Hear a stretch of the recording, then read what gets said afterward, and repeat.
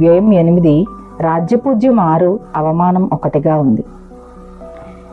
ఈ సంవత్సరం మిథున రాశి ఫలితాలు ఈ విధంగా ఉన్నాయి.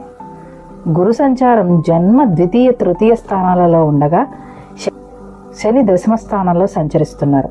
అలాగే రాహుకేతువులు భాగ్య, తృతీయ స్థానాల్లో సంచరించడం అనేది జరుగుతుంది. ఈ రాశి వారికి ఈ సంవత్సరం కొంత మానసిక ఆందోళన ఉంటుంది. కానీ దైవ కార్యాలు చేయడం ద్వారా దానిని వీరు అధిగమించవచ్చు. మానసిక చింతన వలన, మనోవ్యధ వలన అనారోగ్యాలకు దారితీసే అవకాశాలు ఉన్నాయి.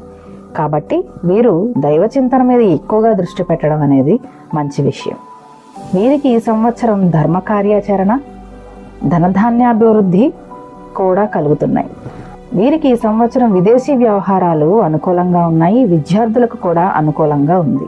ఈ సంవత్సరం మిథున రాశి వారు సత్యనారాయణ స్వామి వ్రతం చేసుకోవటం మంచిది.